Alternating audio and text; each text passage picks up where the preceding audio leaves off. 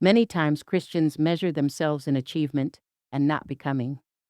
As a teacher, it is easy to fall into this trap. How many students measured proficient or exemplary on this exam becomes the priority in the mind, instead of more meaningful questions of your purpose in the classroom. See what advice Paul offers your day in Philippians Chapter 2.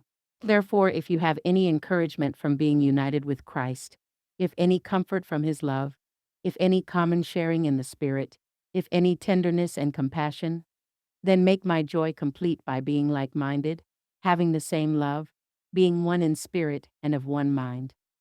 Do nothing out of selfish ambition or vain conceit. Rather, in humility value others above yourselves, not looking to your own interests, but each of you to the interests of the others.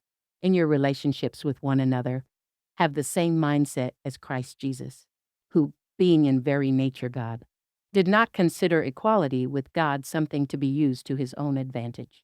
Rather, he made himself nothing by taking the very nature of a servant, being made in human likeness, and being found in appearance as a man. He humbled himself by becoming obedient to death, even death on a cross. It is interesting that Paul focuses on who we are becoming in our relationships with the people we interact with daily. In a world where the unfollow button, protecting our peace, and culture wars take up so much space in public behavior, Paul, a writer from the first century church, tells us to step outside of our comfort to have a Christ-like mindset in our interactions and relationships. He asks us to humble ourselves as the ultimate servants, as Jesus did when he takes on a much lesser physical form, lives amongst us, and lives his purpose to the end. The ultimate driver of Jesus' sacrifice was love. How are you loving your students and coworkers? How do you show this love through service without complaint?